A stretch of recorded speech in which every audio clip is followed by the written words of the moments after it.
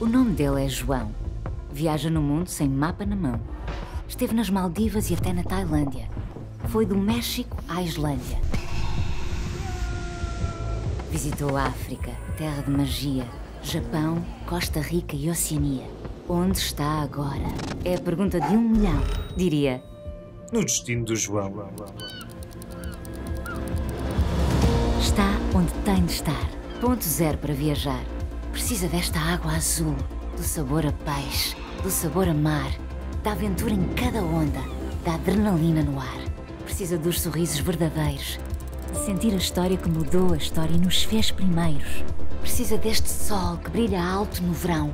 Precisa desta luz que o faz sentir João. Precisa de descobrir, precisa de explorar, de continuar a dizer sim, de querer voltar por cada trilho que cruza, por cada rua que segue. Há sempre uma serenidade de quem procura e consegue. Uma terra que balança, uma terra que nos toca, uma terra que dança e nos provoca. Neste sul de sol e sal que marca este Portugal. Lagos, destino em si. A vida espera por ele. A vida espera por ti.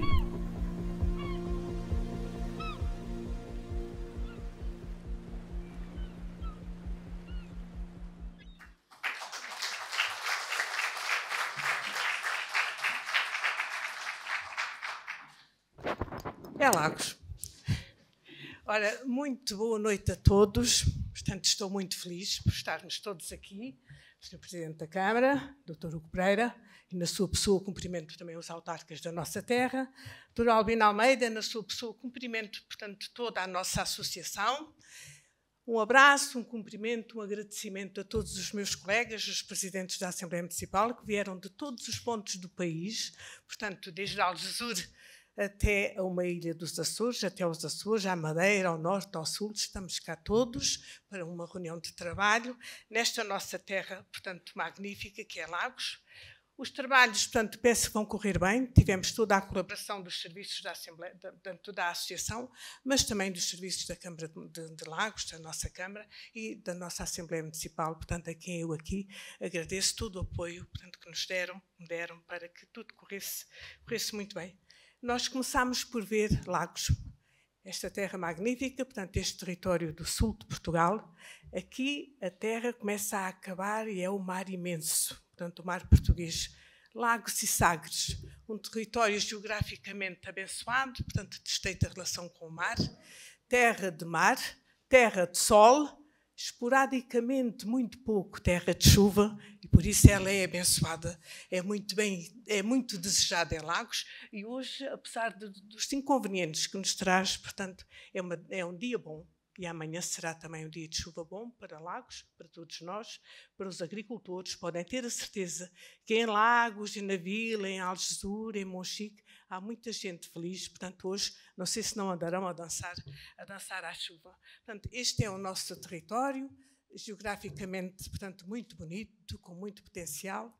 Em termos históricos, Lagos e Sagres, portanto, tiveram um papel importante na história de Portugal.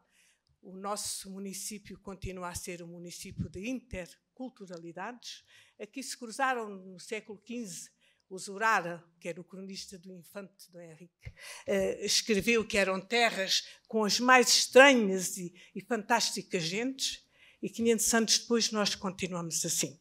Portanto, aqui nos cruzamos nas ruas, nas escolas, nos locais de trabalho, povos de todo o lado, gente que veio para viver, gente que veio para fazer turismo e gente que vem agora também, como no resto do país, gente que procura aqui o seu local para trabalhar e que é mais um desafio que as autarquias também enfrentam. E a autarquia de Lagos enfrenta e, portanto, está-se a preparar para dar o acolhimento e a integração a todos os que aqui querem criar e desenvolver o seu projeto de vida.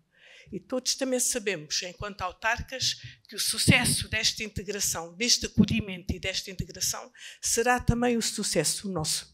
O sucesso, portanto, da nossa sociedade, no presente e no futuro.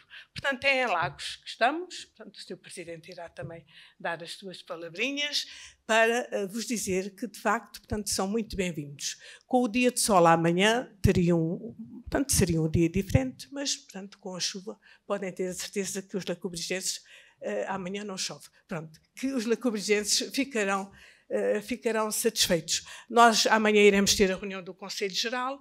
Hoje iremos ter a apresentação de um livro, portanto, um livro que é um livro pequeno, mas de um conteúdo muito forte e muito importante. É uma grande ferramenta de trabalho. É o número 4 destes volumes que a ANAM e a ATAM, neste caso também, portanto, produziram, que é uma ferramenta de trabalho importantíssima para os eleitos locais, mas também para os funcionários da Câmara, e que tem a ver com das câmaras e das juntas de freguesia, e que tem a ver com a cibersegurança e a proteção de dados, todos estes desafios com que nos confrontamos, portanto, no dia-a-dia. Sobre isso falará o Dr. Alexandre, portanto, e toda a sua equipa. São mais 5 estudiosos e entendidos na matéria.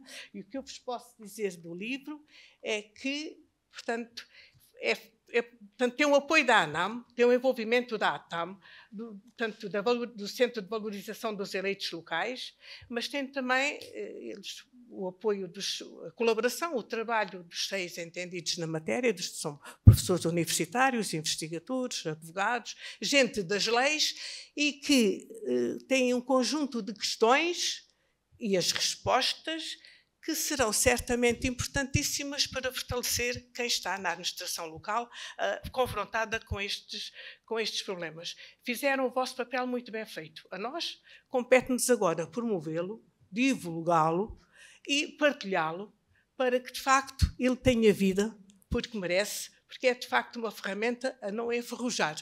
Portanto, é com muito gosto que iremos depois assistir ao lançamento do livro e à sua apresentação, e vamos ter também aqui a apresentação de um projeto regional. Portanto, o Sr. Presidente da Assembleia Municipal de Loulé, muito bem, disse, portanto, estamos no Algarve, na nossa região, e há um projeto que é importante dar-se também visibilidade, ajudá-lo a crescer, e sim, senhor, portanto, na parte final do nosso encontro de hoje, iremos dar a palavra a 2 jovens técnicas, portanto, do município vizinho de Loulé. Somos 16 na região, nós somos uma região. Não somos uma região de direito, infelizmente, não ganhámos na altura, mas somos uma região de facto. É como as uniões, é uma união de facto. E é nesta ligação, neste apoio, portanto, que damos uns aos outros, que vamos vencendo o afastamento do terreiro de Paço. De maneira que estamos cá. Muito obrigada a todos por terem vindo e bom trabalho. Portanto, iremos depois ter um bom jantar, porque Lagos também é terra de boa gastronomia, de gente simpática, gente acolhedora, pois que vivem do turismo e que já sabem, para haver turismo, tem que haver simpatia, profissionalismo e acolhimento, portanto, isso vai se enraizando nas populações e nos empresários. Atendemos bem e bem recebemos. Muito obrigada a todos. É com muito gosto que vos acolhemos, portanto, em Lagos, e é com muito orgulho e muita satisfação que recebemos, portanto, o AMEI ao nosso pedido. Sim, senhor. Uma próxima vez teremos que ir a Lagos. E cá vieram. E trouxeram chuva. Foram abençoados. Obrigada.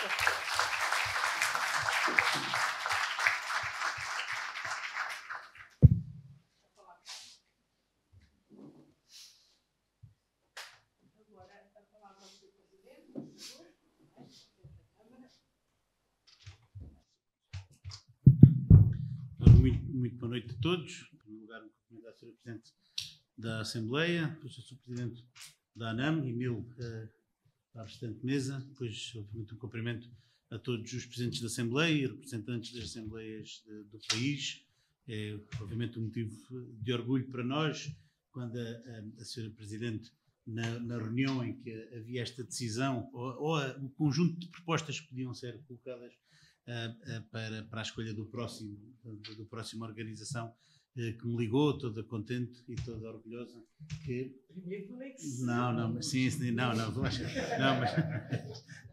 toda contente e toda orgulhosa que se poderia colocar a hipótese de fazer em Lagos, e obviamente que a resposta é sim. Não precisaria de me ter ligado, mas a pessoa gentil e simpática, e dada a grande relação que a Câmara com a Assembleia Municipal procura ter em prol do município, como imagino que acontece em quase toda a parte do país. Eu só tenho 11 anos de Câmara, mas tenho 12 de Assembleia. Eu sei como é que isto acontece. Eu tenho mais de Assembleia do que de Câmara. Quando acabar este mandato é que fico preparado para sair. Já tenho 12 de cada. Mas quando falou, estava toda contente e obviamente que a resposta foi sim, e é claramente, dá para ver pelas palavras da Presidente o tão contente que está e o tão orgulho que tem, e obviamente para nós é um grande orgulho vos receber cá neste encontro, e é muito importante esta troca e esta troca de conhecimento, acima de tudo estas vindas aos locais onde as coisas acontecem, é muito importante, e obviamente para nós é muito importante. Tenho a certeza que irão, depois desta jornada destes 2 dias, irão sair com mais conhecimento, com mais troca de conhecimento entre os concelhos, o que é também muito, muito importante, e obviamente isso é importante para fazer crescer o poder autárquico, que tantas vezes é colocado em risco. É tão importante a gente se organizar, se unir e lutarmos por todos aqueles, acima de tudo por todos aqueles que não ocupam estes lugares, mas ou porque os querem ocupar de uma ou de outra forma, ou porque entendem que nós todos não estamos a cumprir o nosso papel porque eles não sabem o que é cumprir um papel, muitas das vezes. Então é tão importante a gente se organizar, nos unirmos, porque obviamente que sozinhos não conseguiríamos e nunca conseguiremos ter a força para combater estes poderes, uns ocultos, outros menos ocultos, que tanto apregoam por coisas que na verdade nunca irão fazer, porque nunca irão assumir essa responsabilidade. Daí esta importância. Dar-vos também as boas-vindas ao Conselho. Depois das palavras da Presidente, quase que não valia a pena ter-vos apresentado o filme, porque ela ilustra tão bem e tão orgulhosa o Conselho para verem a beleza do mesmo, e obviamente é um grande complemento ao filme, que deu para ter aqui uma pequena abordagem do que é Lagos mais no verão, que hoje é um Lagos de inverno, que também não costuma acontecer, mas se prometerem, se a gente organizar todos os fins de semana, pelo menos no inverno, se vocês vierem cá, se trouxerem a chuva, a gente para a semana cá estará, porque na verdade o que a Presidente dizia é verdade, nós estamos a passar por uma grande dificuldade que é a falta de água, a nossa barragem está no limite dos limites, e infelizmente estas chuvas vão dando alguma coisa, daí que ninguém gosta de chuva, mas nós adoramos, neste momento nós adoramos a chuva, e acho que é chato mas também para quem vem trabalhar, é para estar a trabalhar, não é para estar a passear.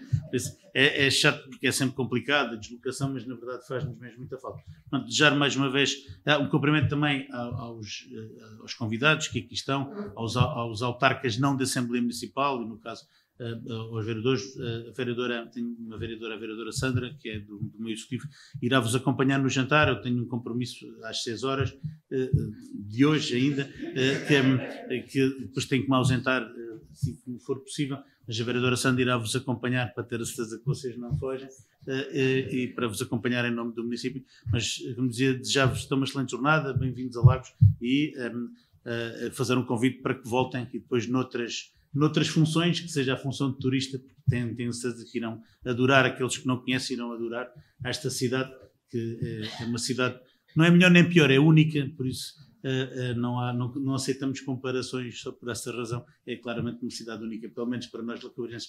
Bom trabalho para todos, nos vossos conselhos, bom regresso também amanhã ao final do dia, e continuem todos a exercer a democracia como ela é exigente, e nunca nos deixaremos, obviamente, deixar levar para aqueles que apregoam democracia, mas às vezes democratas têm muito poucos. Bom trabalho para todos.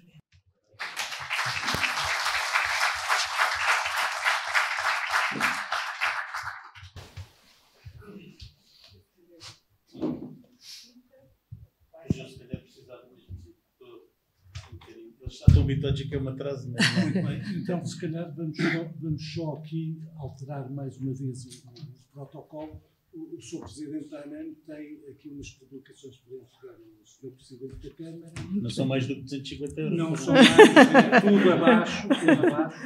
tudo abaixo, e vamos lá só para...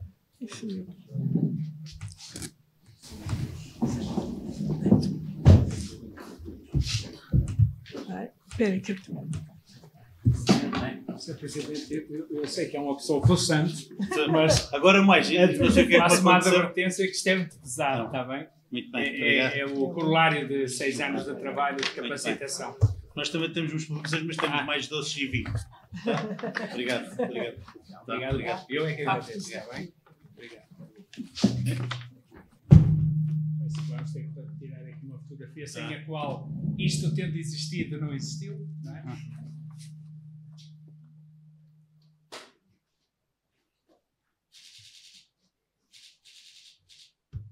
Okay. Obrigado. Sr. Presidente, com muito gosto. Obrigado. Deixo-me isto, está bem, para ficar aí. Deixa-me só. Sim, sim, sim. É muito mais prática a saquinha que me deu. Muito obrigado. Força, obrigado. Presidente. Muitas felicidades. Igualmente, obrigado. Continuem a tratar os objetivos. Vamos fazer por isso, vamos fazer por isso. Agora, a mudança de mesa.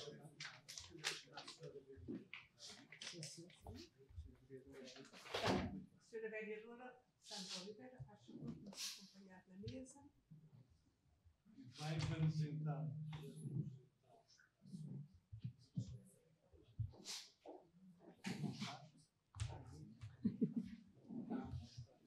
Sim, já está. Sim, já está? Sim.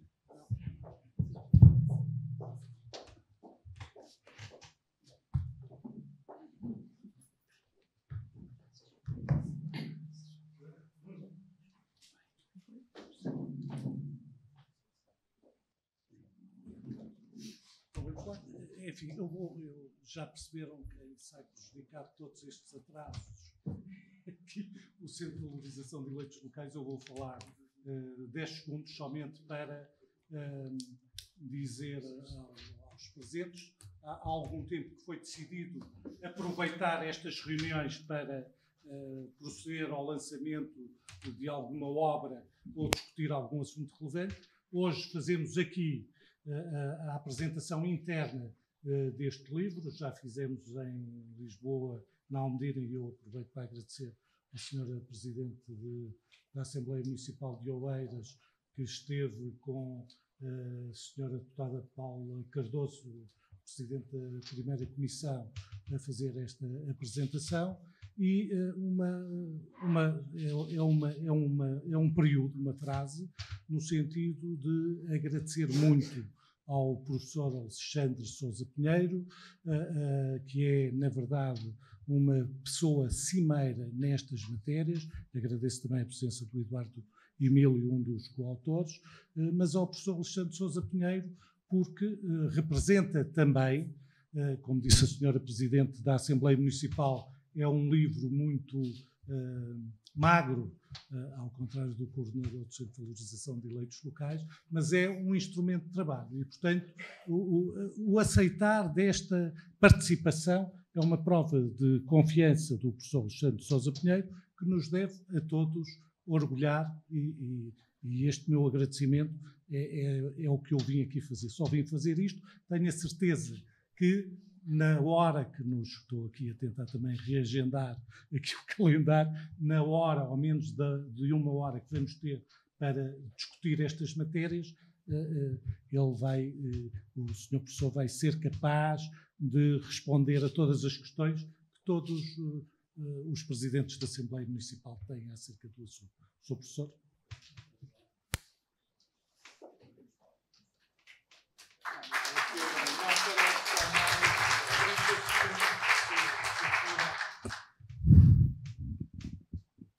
Ora, muito boa tarde.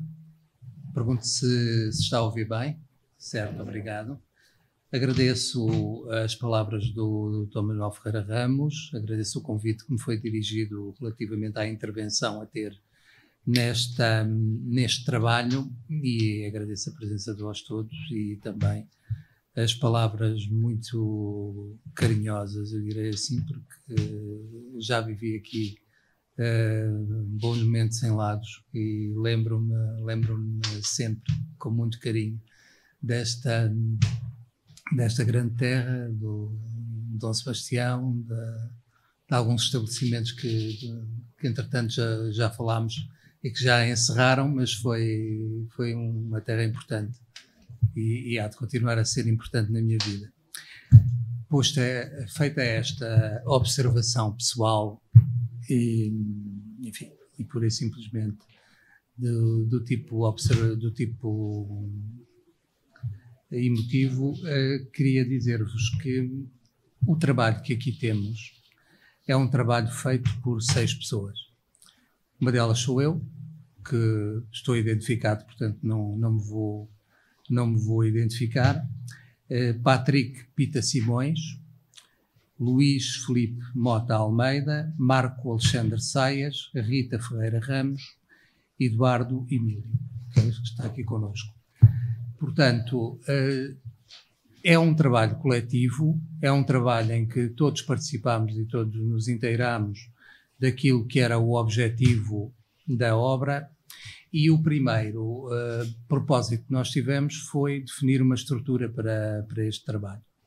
E a estrutura foi esta, foi fazer um trabalho que seja útil a quem está no terreno. Portanto, isto não é um trabalho para em areópagos académicos se fazerem teses, não é esse o objetivo. Isto é um trabalho para quem está no terreno poder responder a questões, a dúvidas ou quer que seja, que cotidianamente possam ser colocadas. Portanto, esse é o nosso objetivo. Daí que o tenhamos feito com base em perguntas e respostas. Portanto, esse é o objetivo. O objetivo aqui é ser prático, ser direto, ser muito...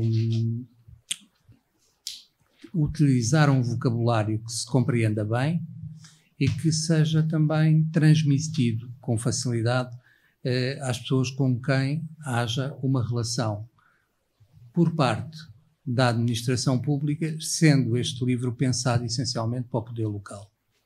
Mas sendo pensado para o poder local, muito do que aqui está, em qualquer das áreas, pode ser utilizado para outras tarefas ou para outras funções da administração pública. Até porque a administração pública local desenvolve muitas funções que não têm uma característica eminentemente ou exclusivamente local. Também tem essa dimensão em que é utilizado, por exemplo, o Código do Procedimento Administrativo, tal como para qualquer atividade administrativa e não as especialidades da legislação local.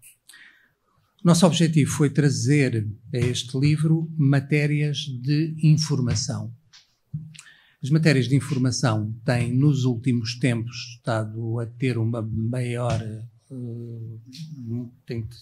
maior reflexo, com a aprovação do Regulamento Geral sobre a Proteção de Dados em 2016, com a sua entrada em vigor em 2016 e com a sua produção de efeitos a partir de 2018.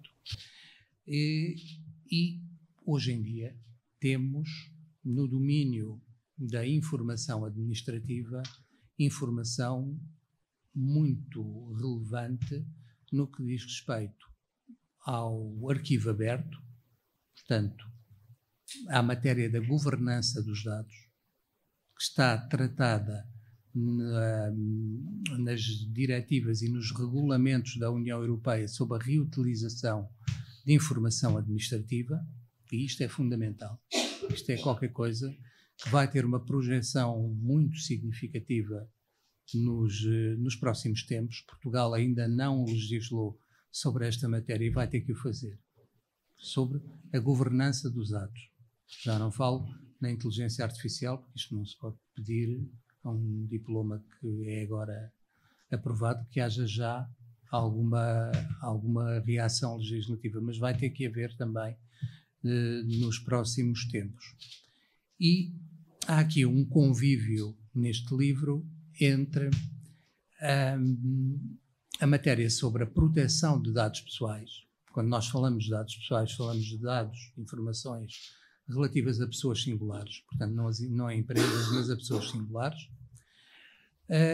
e também à informação administrativa, ou seja, ao acesso aos documentos administrativos, em que aí o órgão que tem competência para a matéria é a Comissão de Acesso aos Documentos Administrativos. Portanto, é o órgão que produz na administração pública portuguesa pareceres sobre este tema e que, se consultarem o site da Comissão de Acesso aos Documentos Administrativos, podem encontrar muitas respostas a temas que vos possam aparecer no cotidiano administrativo. Portanto, existe, por um lado, uma cultura, temos aqui duas culturas administrativas diferentes, o que não significa que tenhamos que acarinhar as diferenças, não é isso. Nós temos que encontrar as soluções adequadas, com as ponderações certas, para a aplicação da legislação. Mas, por um lado, nós temos o regime do acesso aos documentos administrativos. Esta matéria está prevista na Lei de Acesso aos Documentos Administrativos, que tem a designação de LADA e é aprovada, desculpem, eu vou só dizer isto, mas isto, quem quiser escrever, se não, ignorem, pela Lei 26 de 2016. Portanto, essa é a Lei de Acesso aos Documentos Administrativos. E o que é que se pretende com o acesso aos documentos administrativos? Pretende garantir-se um escrutínio por parte da comunidade relativamente à atividade administrativa, da mesma maneira que existe um escrutínio relativamente à atividade legislativa, governativa e até à atividade judicial, onde nós podemos consultar decisões dos tribunais. Portanto, aqui neste caso concreto, o que se pretende, com base numa disposição constitucional, é que o cidadão possa ter acesso àquilo que a administração produz. Evidentemente que há limites. Evidentemente que falamos de limites. Mas o cidadão tem acesso, desde o momento em que não estejamos em matéria reservada, àquilo que é o conteúdo, da atividade administrativa. Vamos pensar em quê? Em termos práticos. Atas de reuniões de órgãos colegiais. Eu solicito a um órgão colegial de um município, solicito informação relativamente a um certo documento. E a administração pergunta-me: porquê é que o senhor pretende ter acesso a esta informação? Porquê é que quer ter acesso a esta informação? Para que é que precisa disto? E eu aí posso responder que não tenho que responder a essa pergunta. Ou seja, o escrutínio administrativo faz-se com base na não necessidade de eu fundamentar porque é que quero ter acesso à informação. Portanto, eu não tenho que dizer porque é que quero ter acesso à informação. Esta é a regra geral. Portanto, eu quero ter acesso a uma ata de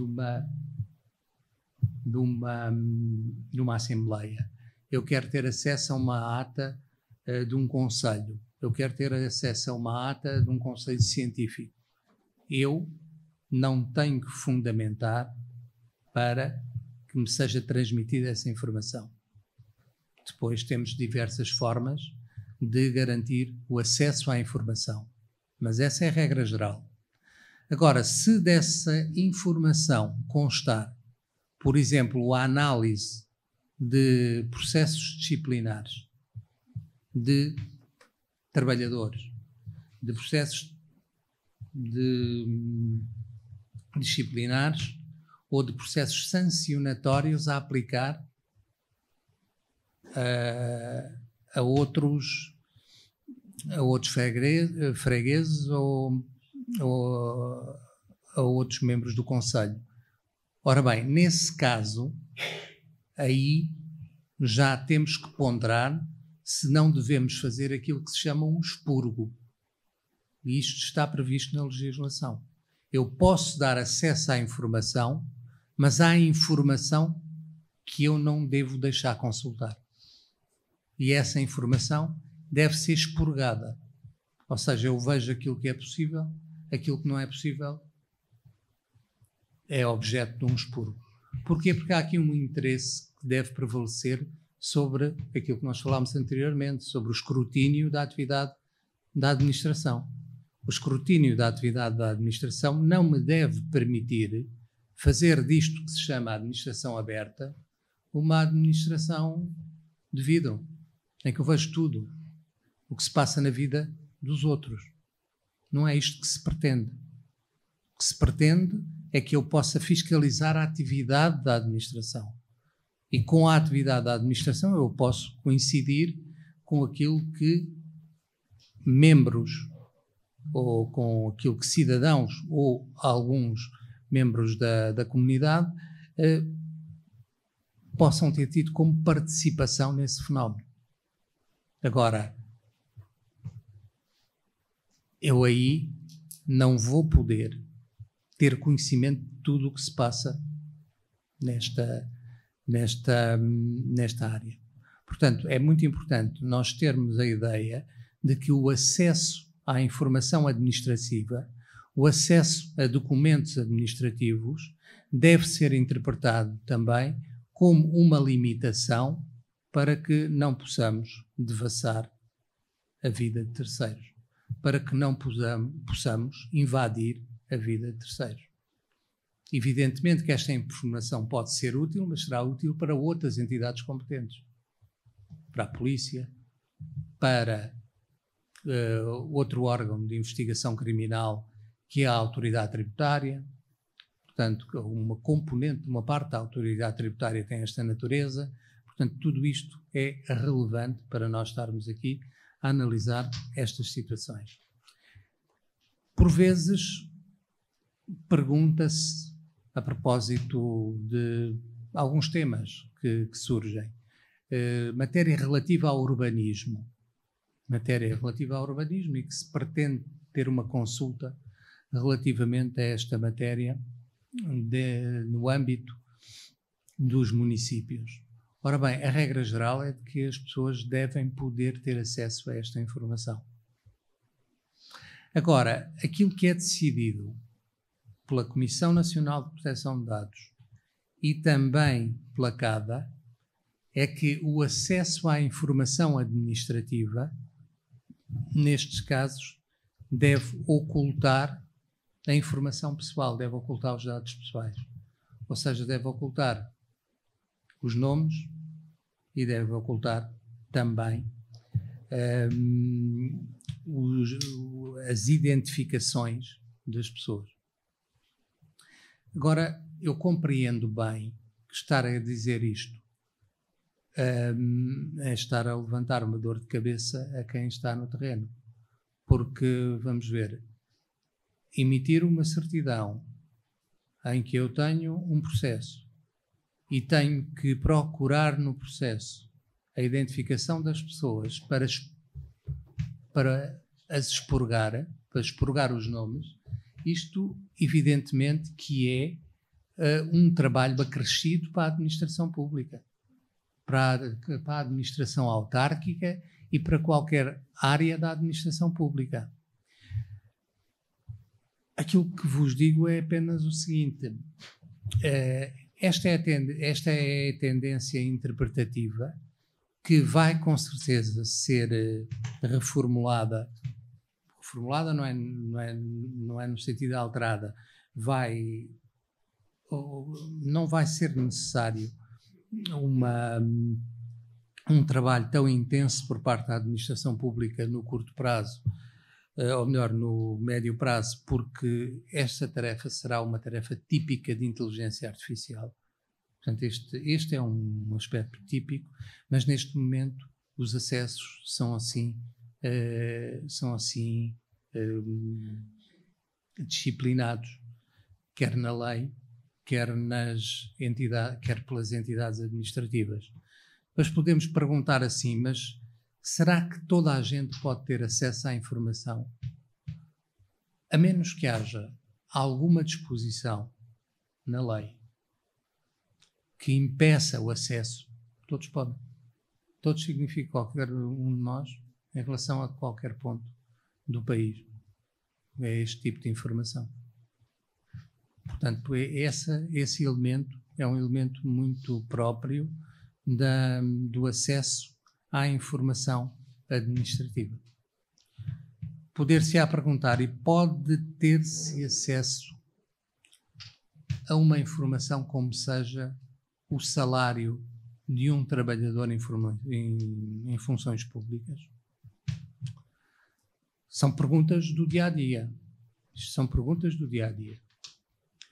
Ora bem, a Comissão de Acesso aos Documentos Administrativos, e atenção que isto já tem apoio no Supremo Tribunal Administrativo, o que entende é que, estando nós a falar de dinheiros públicos, esta informação pode ser transmitida. Estamos a falar de trabalhadores em funções públicas e não estamos a falar em trabalhadores em funções privadas. Mas qual é a justificação? É esta. É que estamos a falar de dinheiros públicos. Agora, um caso concreto, e eu prefiro falar-vos com recurso a situações concretas, uma vez que penso que podem ir mais de encontro aos vossos problemas do que estar a discursar sobre as tarefas do Estado. Vamos pensar nisto. Pretende ter-se acesso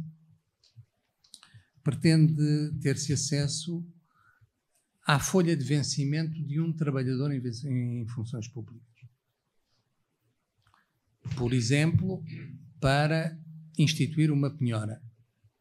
E quem pretende ter acesso é, por exemplo, um solicitador que tem, evidentemente, uma decisão judicial. A pergunta que se pode fazer é se deve ser dado acesso à folha salarial do trabalhador, havendo esta penhora por colocar. Ora bem, a resposta deve ser negativa. Não. Não se deve dar acesso, ou transmitir acesso, ao conteúdo de uma folha salarial de um trabalhador. Porquê? Porque para além do salário, inclui muitos outros elementos. E outros inclui, e outros podem incluir, nomeadamente questões relacionadas com a segurança social, outras penhoras, outros elementos que podem, no limite, ir até ao pagamento de uma indemnização pela prática de crime. E reparem, nada disto é relevante para a instituição da penhora. Para a instituição da penhora, nós só pretendemos saber se é ou não possível incluir dentro do avaliado salarial a penhora que se pretende. Mais nada. Portanto, devemos a um solicitador que nos pede a folha salarial de um trabalhador em funções públicas, com uma decisão judicial, devemos transmitir esta informação? A resposta é não. Não. Agora ficam os recursos humanos incumbidos de incluir a penhora logo que possível. Logo que possível, quer dizer, logo que haja o valor necessário no montante salarial para que a penhora possa ser introduzida. Aquilo que eu estou a dizer é sustentado pela CADA, pela Comissão de Acesso aos Documentos Administrativos e também pelo Supremo Tribunal Administrativo. Portanto, o Supremo Tribunal Administrativo já decidiu que não é para se transmitir esta informação sem mais. Não tem que se transmitir. Evidentemente que o Tribunal pode ter acesso a esta informação, mas é o Tribunal. Não são outros que não o Tribunal. Portanto, isto são questões do cotidiano, são questões do dia-a-dia, são questões que nos surgem na atividade administrativa, e aqui posso dizê-lo, ou numa autarquia local, ou numa autarquia local, ou em qualquer outro espaço de decisão administrativa.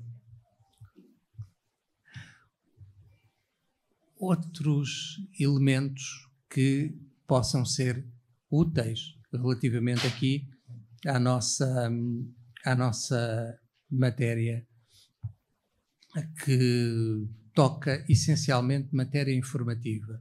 Portanto, se virmos o título do livro, Administração Pública, é um tema material. Acesso a dados, portanto, isto é acesso a documentos, aliás, como aliás é correto, o acesso a documentos administrativos, a proteção de dados e a cibersegurança como um aspecto aqui de proteção da informação. Portanto, a informação que está prevista no Regulamento Geral sobre Proteção de Dados tem que se articular com esta que está prevista na Constituição Portuguesa, portanto, que é tratada na Constituição Portuguesa e que permite o acesso a documentos administrativos.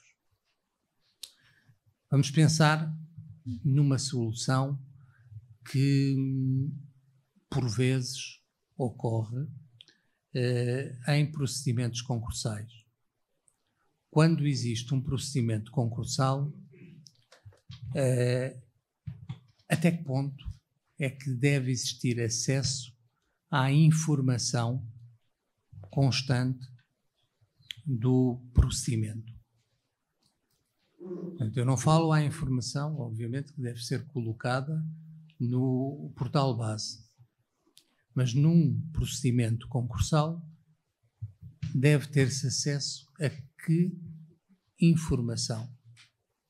Ora bem, eu diria que a regra em procedimentos concursais é a da maior abertura.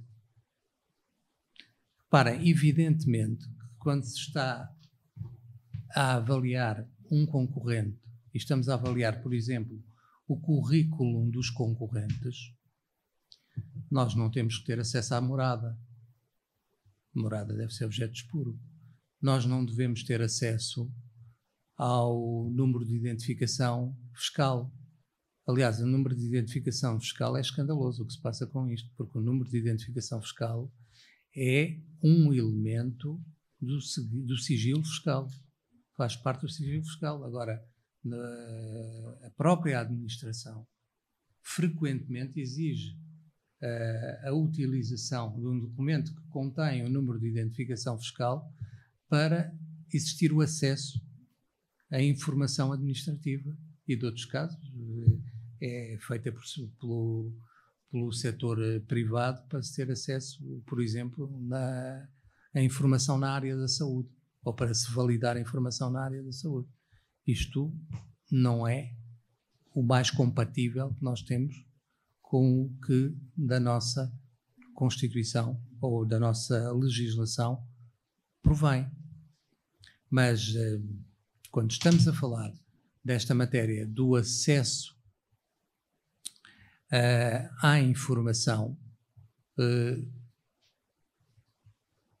temos que verificar se estamos ou não perante informação sensível, perante informação que inclua aquilo que são os considerados dados sensíveis ou dados que merecem uma proteção especial. Ora bem, estes dados que merecem uma proteção especial, só com uma legislação especial é que podem ser transmitidos. Por exemplo, nós durante a pandemia tivemos entidades públicas, também tivemos entidades privadas, que através de redes sociais divulgavam a identidade de cidadãos contaminados com a Covid-19. Ora bem, isto é evidentemente uma violação do que consta no Regulamento Geral sobre Proteção de Dados. Isto aconteceu. Claro que aconteceu. Isto deve ser objeto de uma coima.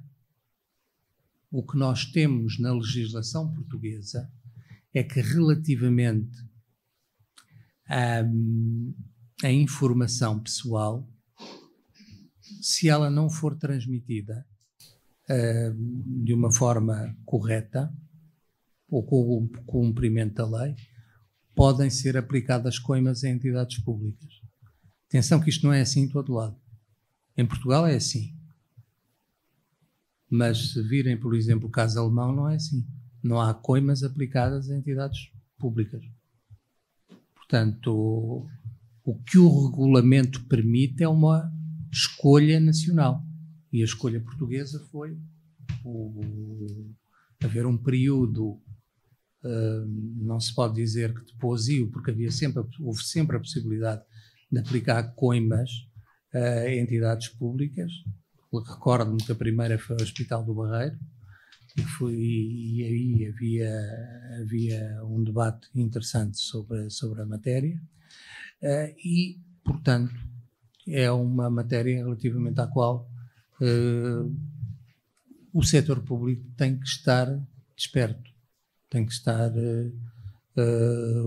informado relativamente a esta matéria. Sobre a inteligência artificial, que é qualquer coisa que vem aí, e que, reparem, a inteligência artificial vai começar a ser aplicada a partir de fevereiro do próximo ano e continuará a ser aplicada a partir de agosto do próximo ano. E será integralmente aplicada, ou seja, implicada aos setores de maior risco, a partir de agosto de 27. Portanto, isto está tudo a acontecer. Isto está tudo a acontecer. E por isso, evidentemente, que o poder local tem que desenvolver estratégias e parcerias e também modos de existir a formação adequada para que estas matérias possam ser corretamente recebidas aqui por parte do trabalho público.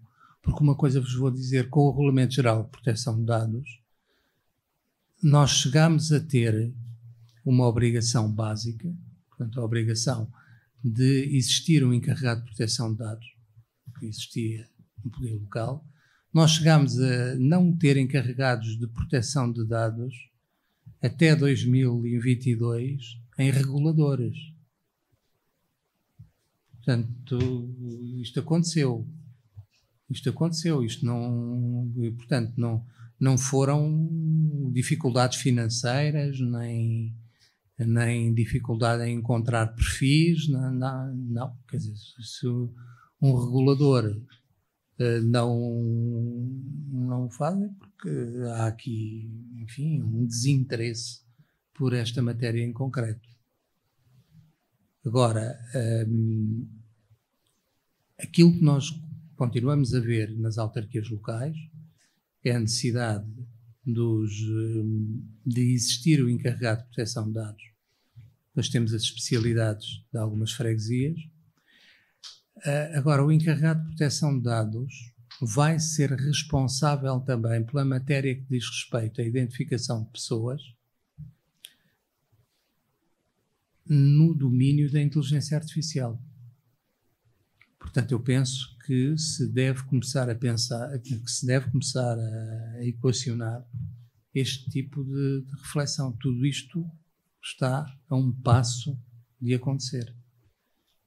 E uma coisa também, para vos deixar aquilo que é o meu entendimento. O que aconteceu com o Regulamento Geral de Proteção de Dados, onde houve incumprimentos que não tiveram consequências, houve casos em que ninguém teve um grande interesse na matéria. Com a inteligência artificial isso não vai acontecer por uma razão, porque vai ser necessário que o próprio software e que o próprio hardware seja diferente e que seja adequado à utilização dessa tecnologia. Ou têm esses instrumentos ou então não há utilização dessa tecnologia. Isso é o que decorre não só do regulamento, mas também daquilo que está a ser pedido aos institutos de qualidade dos 27 Estados da União Europeia. No caso aqui será o Instituto Português de Qualidade. Relativamente a esta matéria da informação, quando nós estamos perante o acesso a determinado tipo de elementos, eu tenho dificuldades em dar algumas respostas. Por exemplo, a assinatura de uma ata. A assinatura de uma ata. Uma ata assinada. Em que as pessoas assinam, sendo a assinatura um dado biométrico. Mas o que está lá é o nome delas. Agora, sendo um dado biométrico, é um dado sensível? É o que decorre do regulamento. É o que decorre do regulamento. Portanto, eu diria... Eu, se estivesse a fazer alguma auditoria, desculpem a franqueza, mas não me lembraria de estar a olhar para este aspecto.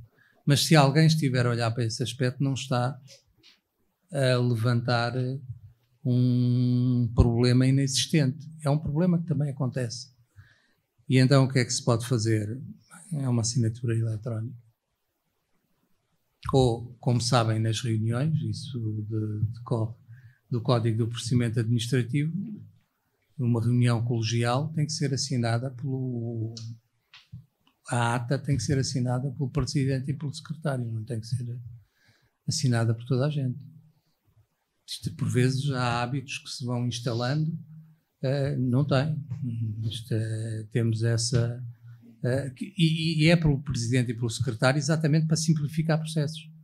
Para não estarmos aqui à espera de 20 que tiveram na última reunião e que agora, quantos é que estão aqui? Não. Uma coisa é aprovar, outra coisa é este elemento.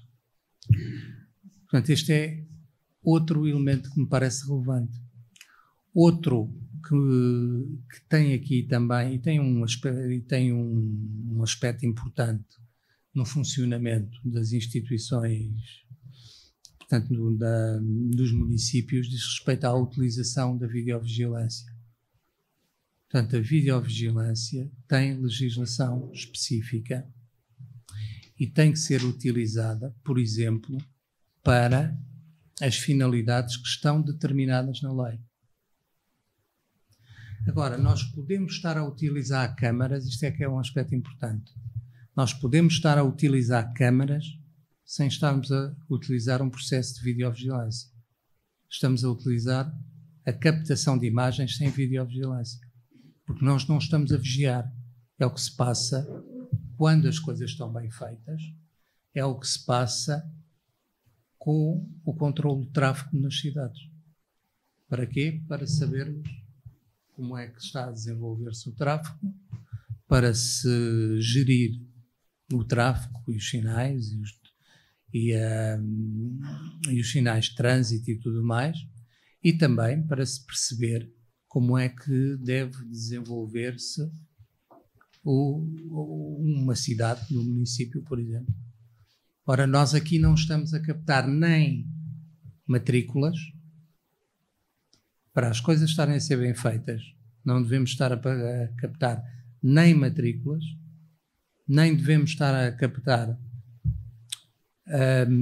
elementos de identificação de indivíduos, nem devemos estar a identificar, que este é o aspecto mais difícil quando nós estamos a captar imagens da rua, não devemos estar a captar quem está na rua.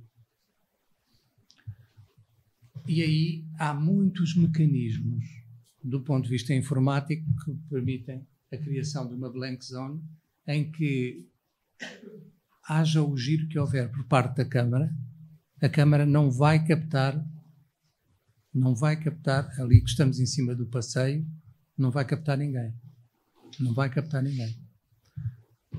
Depois, se quisermos testar o sistema até ao limite e então encontrar uma falha, alguém que esteja a atravessar a passadeira, depois pode ser captada pela imagem. Mas reparem, aqui já temos que fazer uma ponderação de proporcionalidade. Não fazemos nada porque isto pode acontecer.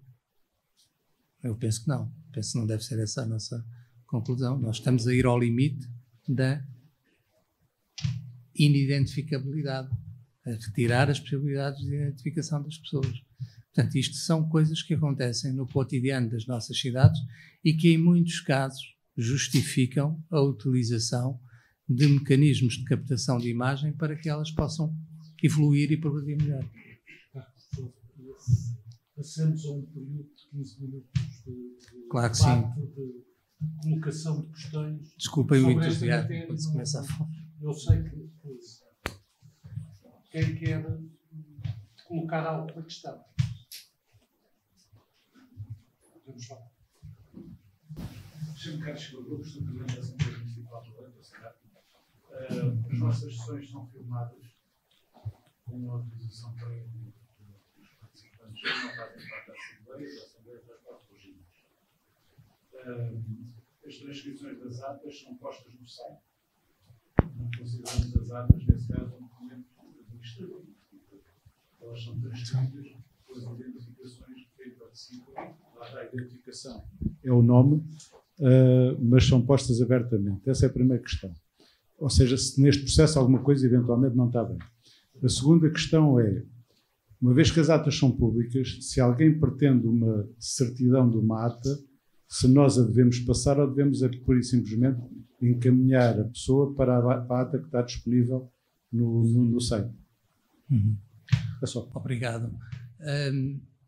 Quando estamos a falar dessa matéria da gravação, quando se trata de gravar a informação, essa gravação constitui-se como um documento administrativo. É um documento administrativo gravado, mas é um documento administrativo. E, portanto, o acesso a essa informação deve ser permitido. As próprias gravações são postas no site, são agora, conservadas no site. a segunda pergunta. Contudo, classe básica. Então, as pessoas... Sim. É isso. Agora, pode haver alguma situação, não digo que não, alguma situação que justifique expurgo. Pode haver alguma situação que justifique expurgo, mas não é uma situação inicial. Por outro lado, a pergunta segunda pergunta que me fez relativamente ao acesso à informação. Portanto, alguém pede acesso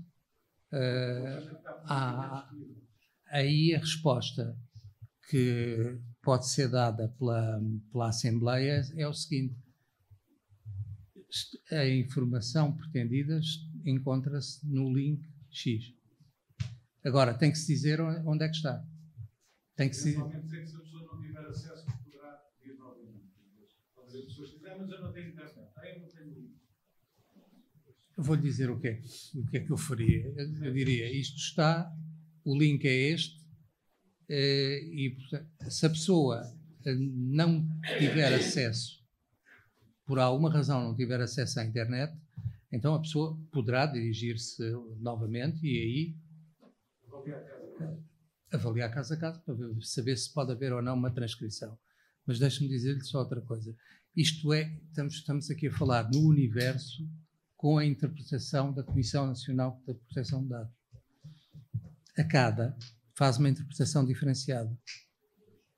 E a interpretação diferenciada que a CADA faz é esta: não tem que haver consentimento por parte de quem está a participar na Assembleia, nem trabalhadores em funções públicas, nem elementos do público, portanto cidadãos, porque existem outros meios através dos quais pode haver um contacto entre os municípios e a administração. Estou apenas a dizer-vos que se houver um pedido de acesso e for endereçado à CADA, a resposta é esta que estou agora a dizer. Portanto, não há, se pedirem um parecer à CADA, a CADA não vai dizer que é necessário um parecer, desculpa, é que é necessário o consentimento o consentimento de quem está a participar da reunião. Não é. Agora, a Comissão de Proteção de Dados tem essa interpretação e tem sido essa interpretação a fazer mais sucesso no poder autárquico português.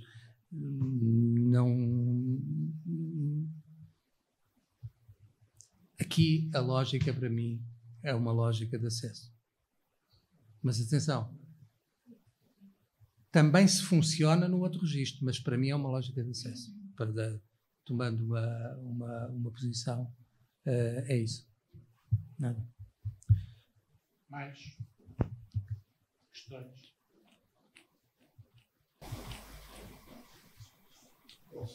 Claro.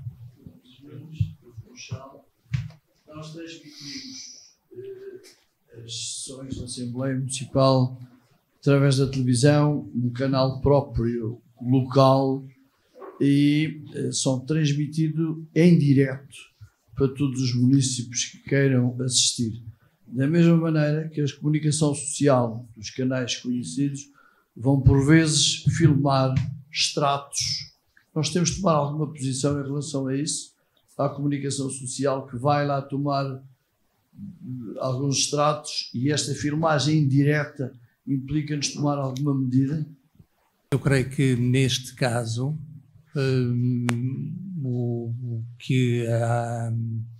não estou a ver nenhum elemento ilícito por parte da ação da comunicação social. Não estou a ver que os jornalistas estejam a captar uma imagem proibida. Portanto, daqui não vejo que tal aconteça. Já agora isto é... Por aqui não estou a ver. Quer dizer, podemos estar perante situações, mas isto já são meras hipóteses. Situações em que, no âmbito de uma transmissão, pode haver um atentado ao pudor ou qualquer coisa que possa ter um reflexo que até vai afetar a honra. Mas, quer dizer, isto não são situações que possam... porque isto acaba por ser o órgão a funcionar. Isto acaba por ser o órgão a funcionar. Eu dou-vos um exemplo. O acesso a atas, em que portanto, agora estamos fora do universo das filmagens, em que as pessoas se insultaram, injuriaram-se e puseram em causa a honra de terceiros, pessoas que não participaram na reunião, dizendo, por exemplo, sempre que há um procedimento concursal, é para a empresa da tua mulher, ou coisas desse género, que não estava lá para se defender já agora. Quando estamos a ceder o conteúdo da ata, que é um documento administrativo, devemos purgar esta informação, fazer um expurgo desta informação ou não? Nós podemos ter aqui atentados à honra. Nós podemos ter aqui elementos que ponham em causa o bom nome das pessoas. Há algumas que até nem estejam presentes. Só que aquele órgão funcionou assim. E se eu tenho... se nós temos a capacidade de poder exercer um escrutínio sobre o funcionamento da administração, nós temos o direito de saber que aquele órgão funciona, parece-me que posso dizê-lo, mal. Ou de uma forma, pelo menos, um bocadinho agressiva. E, portanto, a informação deve ser transmitida. E a ata deve conter tudo isto sem expor. Mas, atenção, isto que eu estou a dizer é discutível. Mas é o meu ponto de vista relativamente a isto.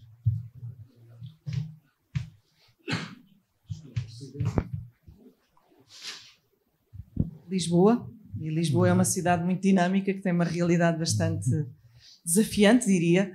E eu queria dar aqui, muito rapidamente, 2 exemplos. Um deles, sempre que os participantes do público têm que dar autorização de que vai ser cedida a imagem e que autorizam a sua imagem, quando não autorizam, estando nós a fazer uma transmissão em direto, a imagem é cortada, é posto um cartaz durante a transmissão a dizer que não é autorizado De qualquer dos modos, é um enorme risco. Estão pessoas na sala que podem tirar uma fotografia ao próprio, mas enfim, na imagem conseguimos evitar isso. Depois, outro exemplo, na última semana, nesta terça-feira passada, uma mãe foi ao público e resolveu levar um bebê ao colo. Ia falar de uma situação de habitação e aí tive que ir eu retirar o bebê, porque nas minhas anteriores funções, protetora dos direitos das crianças, ela estava a expor a criança a uma situação que a humilhava, porque ela ainda por cima a criança era deficiente, e ela estava a usar a criança para trazer um bocadinho mais de compreensão perante o seu problema, que era sem dúvida preocupante, e queria partilhar isto com os colegas, porque às vezes somos assim apanhados de repente em direto, e apesar dos funcionários terem dito, mas não leva o bebê, ela insistiu em levar o bebê para cima, e de repente eu vejo em direto ela com o bebê ao colo, e acabei por arranjar ali uma solução, por acaso engraçada. Pronto, consegui tirar-lhe o bebê e dei-lhe uma brincadeira e fui com ele para o outro lado para tentar que ele não aparecesse na imagem. E o terceiro exemplo, nesta semana também, o Partido Chega estava a fazer uma intervenção, a apresentar uns dados que aparentemente eram de jornais, sempre bastante intensos, e de repente numa das imagens, pelos vistos, os dados não eram de jornais, eram de fotografias que ele tinha recebido e expunham caras de pessoas, e era um homicídio, portanto expunham o morto e etc. Gerou-se uma confusão imensa porque era crime, os trabalhos quase foram interrompidos, mas conseguimos que depois fosse retirado. Ele acabou por reconhecer que não eram dos jornais e pedir desculpa, porque de facto estava a cometer um crime, e conseguimos andar para trás com o programa e cortar aquele bocado para não continuar a cometer o crime. Mas só para dar estes alertas, que de facto o dinamismo é muito e os problemas são muitos. Tinha muitos outros exemplos, mas queria partilhar estes. São exemplos que nos deixam sempre às vezes um bocadinho em direto, e ao vivo é sempre mais difícil. Relativamente a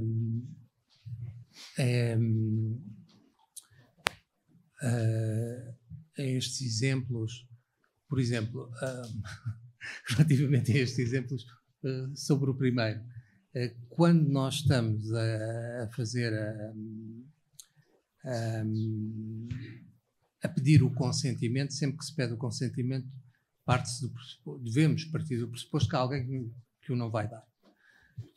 Há alguém que o não vai dar. Por isso, eu penso que quando estamos a falar nestas matérias de órgãos políticos, aqui estamos a falar de órgãos políticos, rigorosamente eu não via aqui a necessidade de colher o consentimento, mas é a interpretação que é feita pela maior parte, é aquilo que vos disse ainda há pouco, para mim aqui é a administração aberta, mas não é esse o pensamento de muita gente. Relativamente ao menor, o menor é titular de direitos. O menor é titular de direitos. E uma vez ouvi uma especialista nestes temas a dizer que garantir a privacidade de todos, independentemente da sua idade.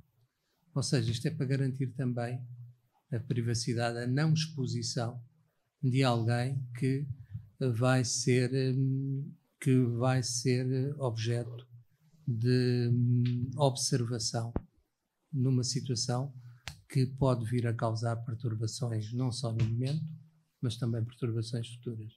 Devo dizer-vos que o bebê que aparece na capa do disco dos Nirvana, que aparece o bebê não achou, enquanto adulto, muita graça a isto e intentou uma ação. Portanto, é só para vos transmitir que estas coisas podem acontecer. Obrigado. Nós vamos terminar, então. Nós temos aqui um condicionalismo que podemos lá. Muito rapidamente, também na resposta à última questão. Muito boa noite, Francisco Oliveira, de Albufeira. Na sequência do que o José Rafael Mal se referiu, uma situação muito concreta. Um membro de uma Assembleia Municipal resolveu suportar a sua intervenção com imagens. E a questão que está aqui em causa é a seguinte: devemos nós ter uma atitude preventiva, no sentido de verificar essas imagens e não deixar que ele cometa o crime, ou pura e simplesmente devemos afastar-nos dessa questão e, se eventualmente ele ultrapassar a situação daquilo que vem no RGPD e, portanto, em termos da proteção de dados, essa situação ficar efetivamente à consideração de quem? Ou seja, atitude de filtro, de prevenção, ou pura e simplesmente deixar que alguém possa intervir, possa ter as imagens e essas imagens focar em pessoas, situações que eventualmente não tenham dado consentimento e aí estarmos a expor essa situação. Muito obrigado.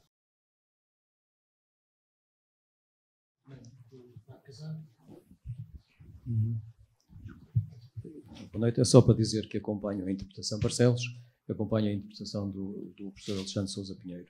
Nós, numa Assembleia Municipal, estamos, antes de mais, em quê? Estamos numa sessão pública.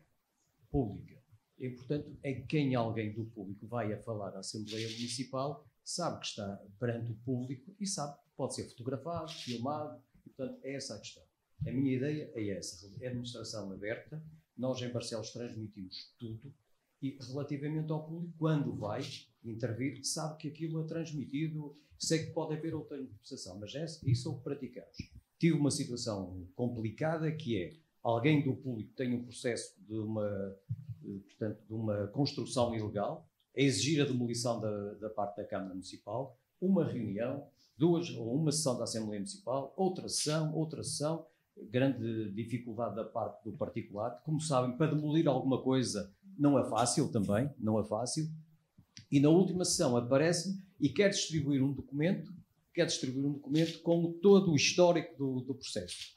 Eu disse que não deixava de distribuir, nem ia pôr os serviços, mas insistiu, pronto, lá vou distribuir o documento. Estava o documento, eu comecei a ler o que é que tinha. Dados pessoais, abaixo-assinados, números de contribuinte, números de cartão de cidadão. Mandei recolher e, portanto, isso já não deixei de distribuir. Portanto, acompanho essa interpretação do seu professor. A questão das atas, também para dizer, as atas são um documento. O problema das atas às vezes é outro. Há quem pede uma certidão de ata.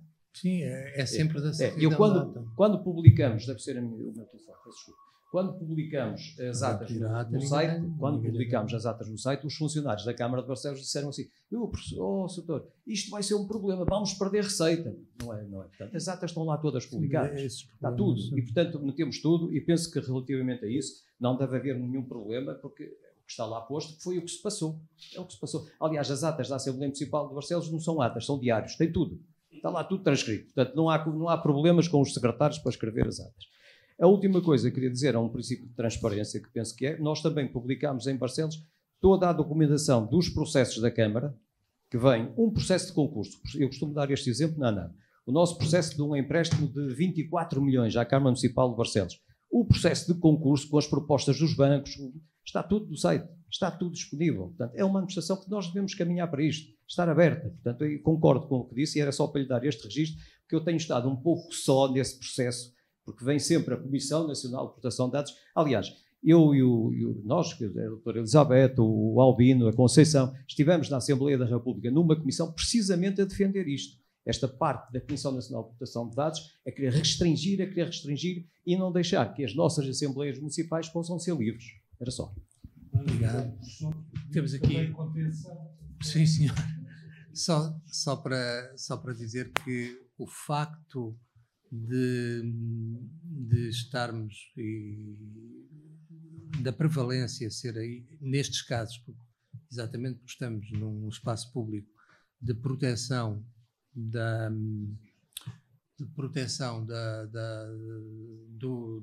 do arquivo aberto e não propriamente da proteção, não significa que no caso da criança exposta que não devesse existir. Aí sim. Aí, relativamente à pergunta que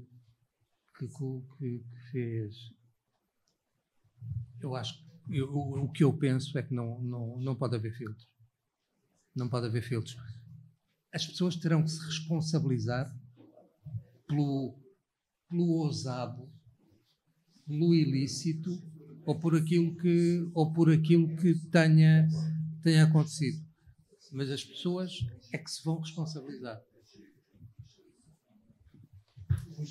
Obrigado. Obrigado. Nós estamos aqui perceber todos qual é o nosso problema eu se calhar sairia da mesa, eu e o professor, pedia às nossas colegas que vão apresentar este outro projeto e com a autorização da Sra. Presidente, pedia ao Sr. Presidente da Assembleia Municipal. Eu não preciso ligar na mesa. Mas, muito bem.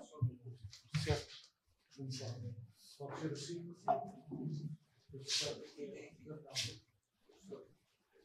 De cada lado, se não se importar.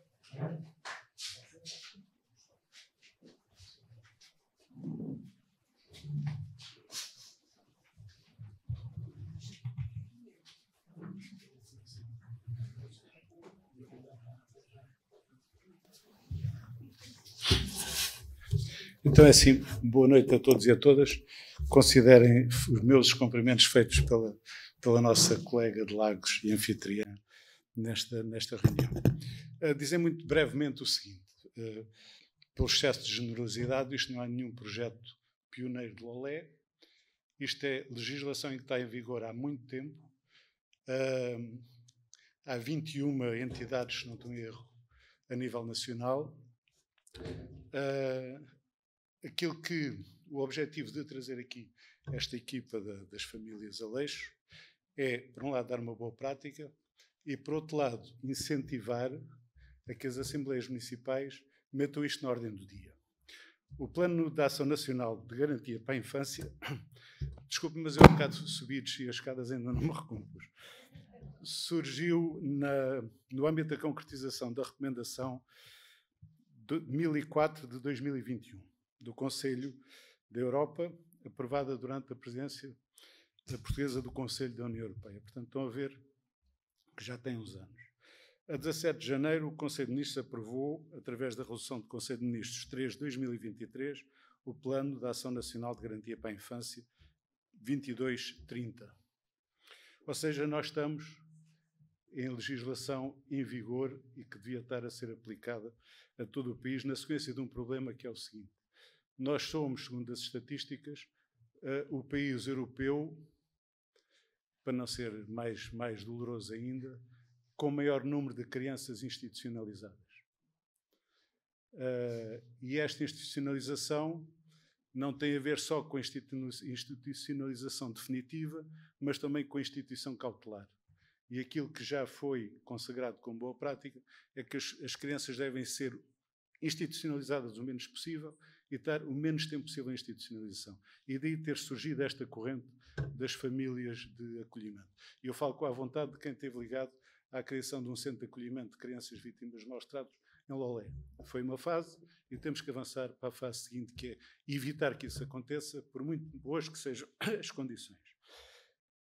Este plano, através do Pilar 4, Inclusão de Crianças e Jovens Especialmente Vulneráveis, que tem como objetivo estratégico prevenir a institucionalização e promover a desinstitucionalização de crianças e jovens em perigo, apresenta como principal meta a promoção do desenvolvimento e a consolidação da resposta de acolhimento familiar através da criação de uma Bolsa Nacional de Famílias de Acolhimento e de Resposta de Enquadramento.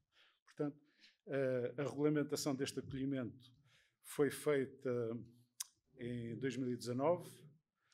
A Lei 139 estabelece o regime de execução de acolhimento, a medida de proteção dos direitos de proteção das crianças e jovens em perigo e, posteriormente, a Portaria 278/2020, que define os termos e condições dos procedimentos de processo de candidatura, a seleção, a formação, a avaliação das famílias de acolhimento, bem como o respectivo reconhecimento, estabelecendo ainda as condições de atuação das instituições de enquadramento no âmbito da execução da medida de acolhimento familiar. E é aqui que entram, então, as instituições que já estão a cumprir esta tarefa, mas que, 21, como referi, não cobrem a totalidade do território nacional. A Fundação António Aleixo, instituição particular sem fins lucrativos e de utilidade pública, foi criada em 95 e, em 2002, abraçou esta causa para atingir os objetivos que já foram expostos e que não vou voltar a referir. E, na sequência disso, foi assinado um acordo de cooperação atípico com o Instituto de Segurança Social, que é tudo o que estas entidades têm que fazer, é esse acordo com o ISS. E agora chegamos a porquê hoje e porquê aqui. e porque garantir o acesso de todas as crianças e jovens em situação de maior vulnerabilidade a um conjunto de direitos essenciais é ou deve ser uma obrigação cívica de todos os cidadãos, e porque as Assembleias Municipais reúnem cidadãos com responsabilidades acrescidas na gestão das comunidades locais, deixamos o desafio de difundir e apoiar esta medida, que poderá trazer a muitas centenas de crianças e jovens não só um futuro, mas também um presente mais justo e com mais esperança. Bem-ajam.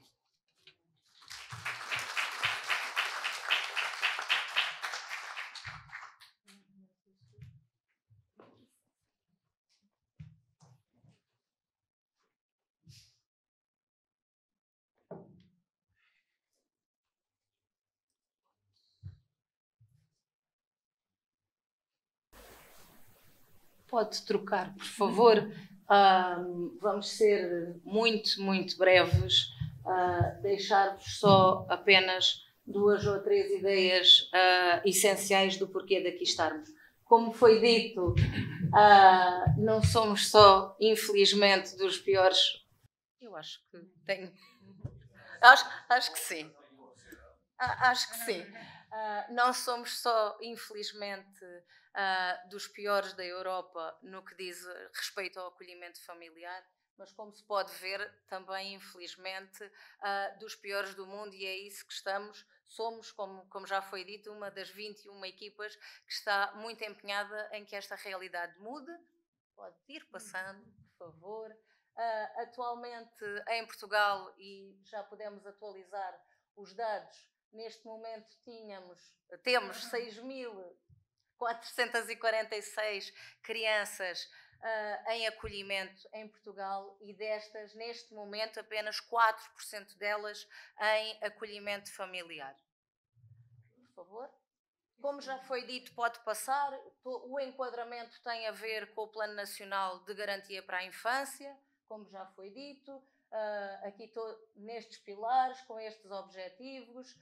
O ponto de partida que temos neste momento são 8,1 crianças de 0 aos 5 em acolhimento, e dos 0 aos 11, 5,6, e aquilo que se pretende atingir, e a nossa meta de todos a nível nacional, é que consigamos ter 90% das crianças em acolhimento familiar, ao invés de acolhidas numa instituição. Porquê? Porque a ciência diz-nos cada dia mais, com mais estudos, com mais impacto, que esta desinstitucionalização vai conduzir a uma recuperação cognitiva, a uma recuperação de atrasos globais de linguagem, que grande parte das crianças em acolhimento residencial manifestam, a uma capacidade de expressão emocional e principalmente de vinculação entre os pares e ao adulto, que no acolhimento residencial fica muito comprometido. Pode passar, por favor. Para terminar, da minha parte, o que é que vos quero deixar? É uma imagem de neurociência. Aquela imagem, temos um córtex pré-frontal de uma criança menor de 3 anos exposta a trauma. Portanto, conseguimos ver claramente que uma criança exposta a trauma, a negligência nos primeiros 3 meses de vida, nos primeiros 3 anos, perdão, vai ter lesões, muitas delas irremediáveis, ao longo da sua vida.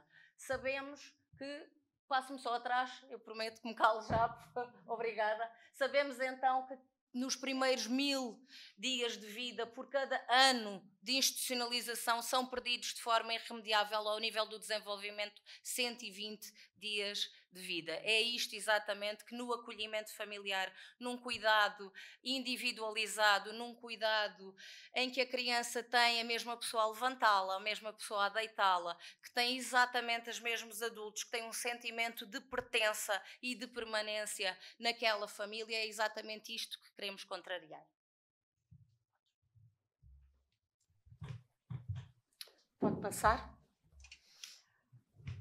O que é que nós, enquanto entidade de enquadramento, enquanto equipa, como é que nós formamos estas pessoas, captamos estas famílias para poderem prestar os melhores cuidados a estas crianças que tanto necessitam? Portanto, as pessoas, em primeiro lugar, manifestam interesse através de um telefonema, de um e-mail, do nosso site. Após a manifestação de interesse, nós marcamos uma sessão informativa, que é obrigatória por lei, mas não é vinculativa, e explicamos como é que se vai processar todo o processo, como é que as pessoas vão ser certificadas.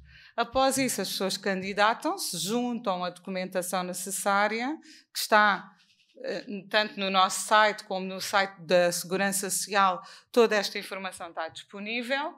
Depois de reunida toda a documentação e de entregue o boletim de candidatura, existe um momento de formação inicial. São 20 horas, 5 sessões, em que, da nossa experiência, muitas pessoas nesta fase desistem e não seguem em frente. E ainda bem que o fazem, porque se efetivamente neste momento de formação refletiram que não têm a capacidade, as condições para prestar este cuidado, o melhor é mesmo ficarem por aqui.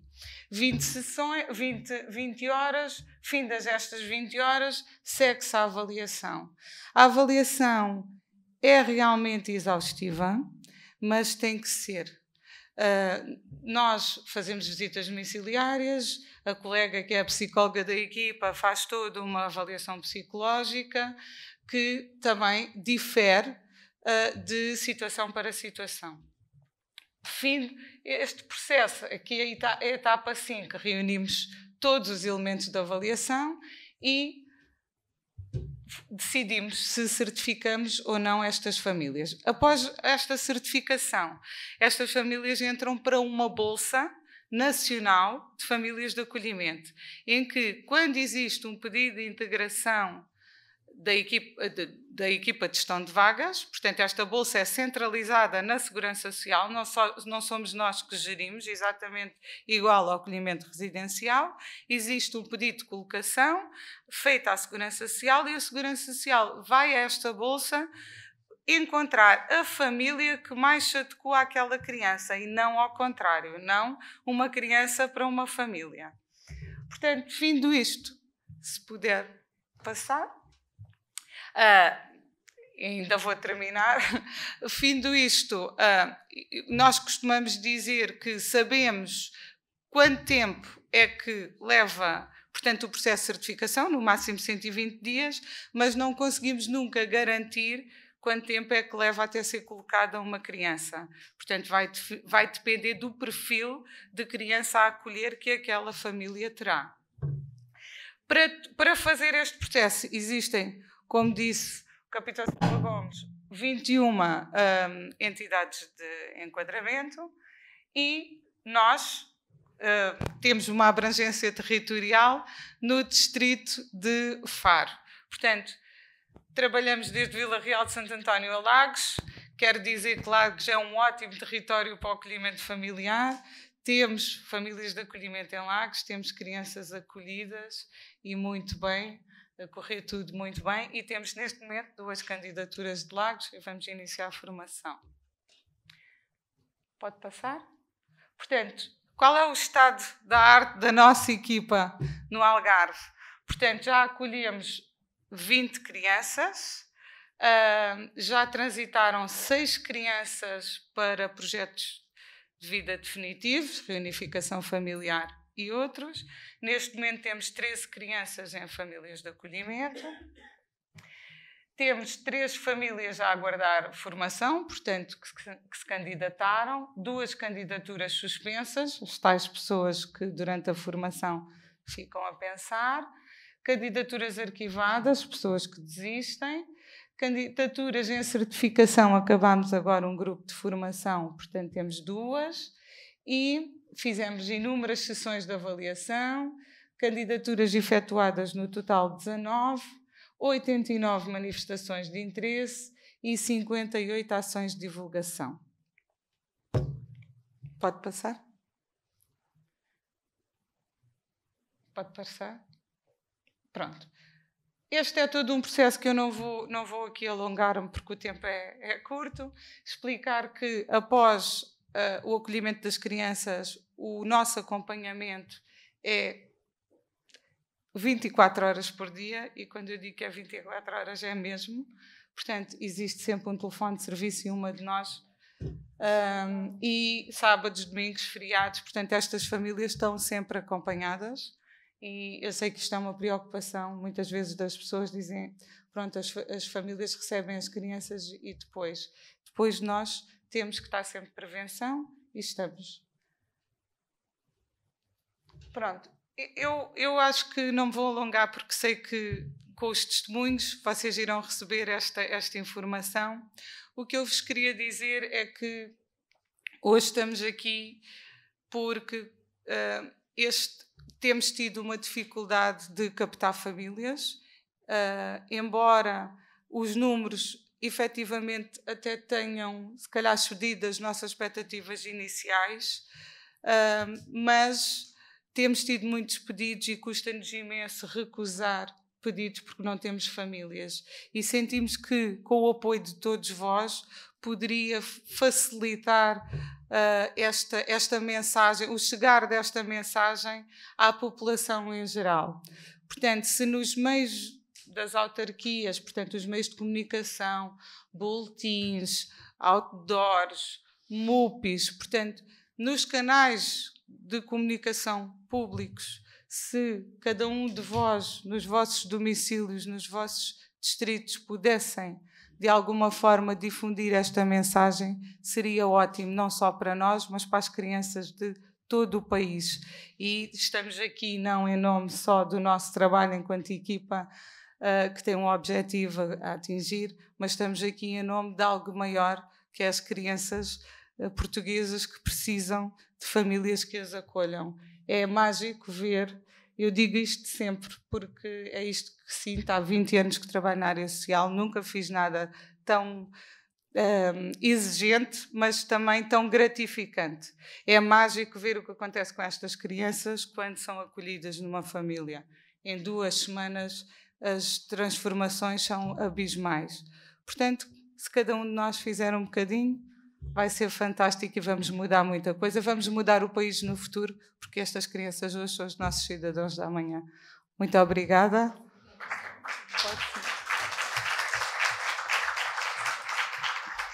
Todas. Gostaria de colocar uma questão.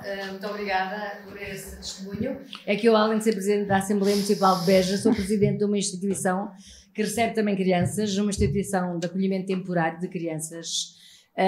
Neste momento estamos em fase de reorganização, porque o acolhimento também sofreu alguma alteração a partir de dezembro do ano passado, e de uma unidade de 36 passamos para 2 unidades de 15 e fomos desafiados pelo ICE a constituirmos como entidade enquadradora de famílias de acolhimento. Portanto, é importante esta informação e vou entrar em contacto convosco. Gostaria só de perguntar se têm famílias em todos os concelhos do distrito. Não, ainda não. Ainda não, porque nós, inicialmente, quando começamos... Existem 2 entidades de enquadramento no distrito de Faro. E quando... Nós vamos ter apenas uma, pronto, no distrito de Beja. Quando iniciamos, estrategicamente dividimos o território em 2. Para quê? Para rentabilizar os recursos. Porque, imagina, éramos nós a enviar um e-mail para a Câmara de Lagos e depois eram as colegas. E então fizemos assim para iniciar e nós temos em todos os territórios que abrangíamos inicialmente. Portanto, em 8. Agora começámos este ano a trabalhar nos outros territórios também. Achei excelente a ideia do desafio às Assembleias Municipais, porque eu tinha pensado contactar com as equipas da área social das autarquias, com as paróquias até, não me tinha lembrado através da Assembleia Municipal. Falha minha, mas é de facto uma excelente ideia transmitir isto aos senhores presidentes da Assembleia Municipal em cada distrito. Muito obrigada. Obrigada, estamos ao dispor. Só queria fazer uma sugestão, Margarida. 1 minuto para a distinção entre famílias de acolhimento e famílias de adoção. Quem está imerso nestas matérias é muito bom. Quem não está, isso pode fazer toda a diferença. Só o segundo. Lançar já um repto ao Vinalmeira, que é aquele não podia dizer não.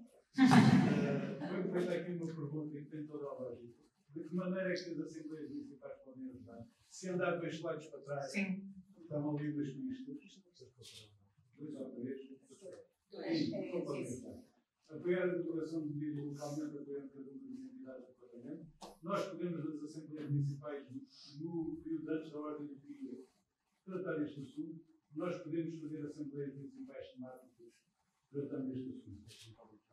Como outra maneira de poder ajudar a Associação Nacional de Assembleias Municipais, estudando o protocolo, o ISS, para nos comprometermos com a divulgação destas matérias a nível de todas as Assembleias Municipais do país. Penso que era uma maneira de ter a Associação em mais uma área-chave da nossa vida e, simultaneamente, dar mais visibilidade a esta matéria e mais visibilidade às associações. Muito obrigado. O que me preocupa aqui neste processo todo é as crianças são acolhidas, é suposto ser acolhidas equilibrada, quer nas famílias, quer nas instituições, e depois há um trabalho amontante que não se faz com as famílias, porque se não se trabalha nas famílias, no final do acolhimento as famílias estão rigorosamente no mesmo sítio onde se encontravam. E é muito complicado. E este trabalho não está a ser feito por nenhuma instituição neste momento. Nem pelo Estado, nem pelas instituições que não têm capacidade para isso. Esta parte é que é importante trabalhar. Este desafio, parabéns por este desafio. Concordo. Além de eu sou pediatra de carreira, neonatologista de muito tempo e presidente da Assembleia quase por mero acaso, no fundo. É um pouco também para dar a minha experiência. Primeiro queria lhe chamar a atenção que também o Funchal deveria estar ali colocado, que também ainda é Portugal. No trabalho não está incluído e sei que é feito lá a nível regional, tem trabalho destes. E dar a minha experiência como essencialmente neonatologista, que é o problema dos recém-nascidos, que muitas das vezes, embaraçosamente, se colocam as crianças expostas em instituições hospitalares quando deveriam ser colocadas muito rapidamente em famílias de acolhimento. Para quem não acompanha o processo, o que é, há situações perfeitamente identificadas, já estudado, da grávida que não tem condições para a criança, assumiu que é para a adoção ou pelo menos não ficar com a criança e quando nasce tem o seu tempo de meditação, mas implica muito mais tempo de permanência desta criança no hospital até sair para uma instituição. Muito mais tempo pela lei, não pelo sentimento, porque o sentimento não se altera muitas das vezes. E então, o que é que acontece a esta criança? Passa da parte do recém-nascido, vai muitas vezes para a pediatria, correndo riscos de infecções brutais e tem prestadores dedicadíssimos, mas com limitações. É diferente ser o mesmo prestador todos os dias, todos os momentos, do que vir uma enfermeira com uma voz meiguinha agora, outra voz mais grossa daqui a bocado, um médico que é sempre um mal da fita, passar lá também. E isto é aí muito bem demonstrado, e dou-lhes parabéns, o que é de facto prejudicial para a criança. É prejudicial no momento e é prejudicial pelo futuro dessa criança. E muitas das vezes, e era uma coisa que vos queria perguntar, nas famílias de acolhimento, que preferências, no fundo, apresentam, quando se apresentam como candidatos? Porque numa gravidez, normalmente, uma mãe quando fica grávida, imagina sempre um bebé lourinho, de olhos azuis, tudo bonitinho, mais cabeludo, menos cabeludo. E isto, de facto, tem histórias lindas de quando a gente lhes diz, quando está a parir, lhe dizer assim: ai, ele é careca. Ai, careca!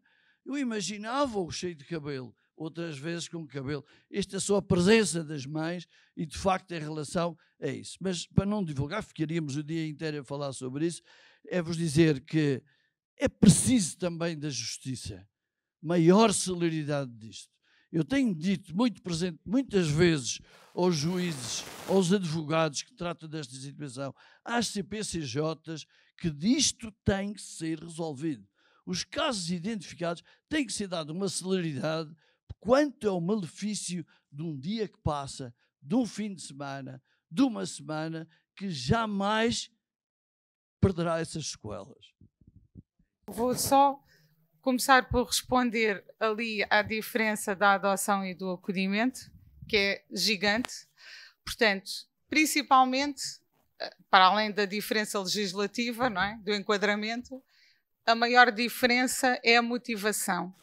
Uma pessoa que acolhe quer ajudar várias crianças a terem um futuro melhor, até que o seu projeto de vida esteja definido. Não quer um filho, não quer uma criança para permanecer na sua vida para sempre. Pode ou não acontecer, mas o princípio não é esse. Uma pessoa que adota quer um filho. E ao querer um filho, se a motivação for essa, não se pode candidatar a acolhimento familiar, porque vai inviabilizar o projeto de vida que deve ser, em primeira instância, sempre o reagrupamento familiar. E acho que esta é a síntese principal. Em relação àquilo que disse da justiça e da celeridade, não podia estar mais de acordo, nem esse efetivamente é o nosso maior desafio no dia-a-dia, no nosso trabalho de campo. Nós já acolhemos uma criança com 5 dias, outra com 28. Lutamos neste momento porque essa criança com 5 dias já foi acolhida há 7 meses e continua acolhida sem audiência ainda sequer marcada. É uma preocupação, não só do ponto de vista da criança, mas neste momento também já do ponto de vista da família de acolhimento, como é natural, receber uma criança com 5 dias e pedir para cuidar dela como se fosse seu, é natural que a família já nos diz que não consegue distinguir aquilo que sente por aquele bebê e aquilo que sente pelos seus próprios filhos. Isto é um problema, é uma dificuldade, as dificuldades são muitas, mas acreditamos que é uma medida que, neste momento, acho que desde 2022 começou realmente a olhar para o acolhimento familiar como a resposta de colocação e eu como sou uma trabalhadora social e sou muito crente em que as coisas vão melhorar, acredito que o caminho faz caminhando e que estas entidades, todos nós, também acabamos por pressionar muito os gestores dos processos, pressionando os gestores dos processos, acabamos por pressionar os tribunais. Isto vai ser uma onda, daqui a uns anos chegamos lá. Deixa-me só fazer um ligeiro apontamento. Não estava referenciada a Madeira enquanto entidades de enquadramento, porque Madeira e Açores não têm uma instituição ainda que se tenha constituído como entidade de enquadramento, portanto é o ICE que trabalha essas áreas. Depois, em termos dos bebés, é uma área que me é muito querida, não fosse eu mãe de 3 prematuros, e dizer-vos que efetivamente é completamente diferente. Nós acolhemos um bebê com 28 dias, todo o seu desenvolvimento, comparativamente, claro que as crianças são todas diferentes, mas o seu desenvolvimento comparativo com um bebê de 5 dias do distrito de Beja que acolhemos é completamente diferente. Veio com 5 dias diretamente do hospital para uma família, o outro teve 28 dias à espera de uma família. É por isso que também apelamos a todos vocês. Enquanto não tivermos mais famílias, não temos famílias disponíveis para acolher de emergência, o que é o caso muitas das vezes, recém-nascidos. Portanto, temos que aumentar a nossa bolsa de famílias para que os bebés não fiquem tanto tempo no hospital a aguardar uma casa. Muito obrigada a todos.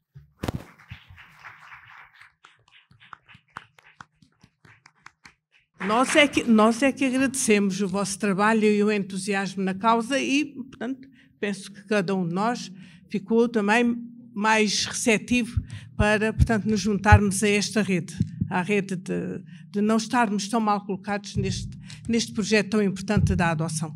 É o futuro que tem em causa também. Portanto, muitas felicidades para as senhoras e para o projeto.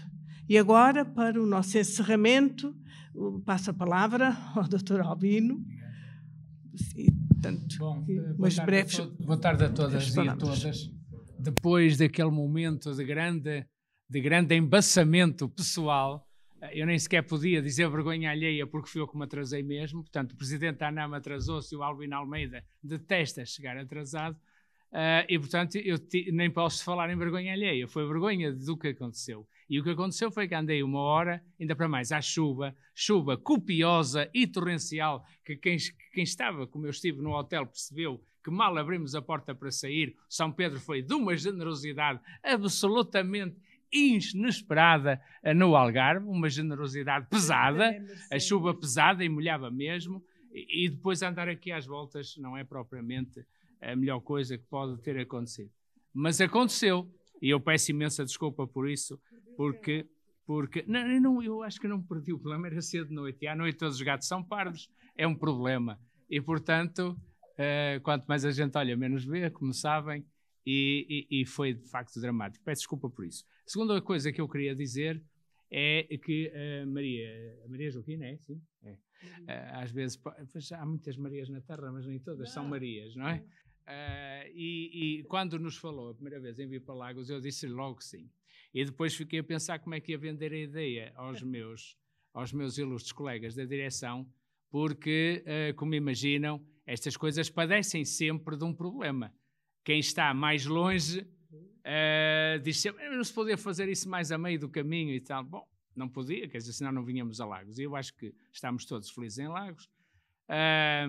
Tenho algumas notícias que vou deixar para amanhã, que me apetecia dizer agora. Toda a gente sabe que eu vivi durante 12 ou 15 anos na educação e, portanto, não podia estar mais feliz com esta nova prática que inauguramos aqui. E, nesse sentido, numa perspectiva episcopal, no meio Carlos Silva e a Conceição Casanova, como elementos de uma equipa da ANAM que vai puxar por este trabalho das crianças, está bem? Portanto, fica já aqui criado, sem mais, assim como nós somos, informais, e, portanto, como não é preciso abrir procedimento, fica dito e vamos fazer, está bem? Outra coisa que queria ainda dizer-lhes é que nós estamos a tratar de um assunto de dar vida e família às crianças, porque lhes desejamos uma vida longa, porque lhes desejamos muita saúde, e o nosso colega Carlos Almeida, de Monchique, veio hoje para o Algarve, começou a funcionar os rins próprios e, portanto, está livre dos grandes sobressaltos que nos apoquentavam em relação a ele.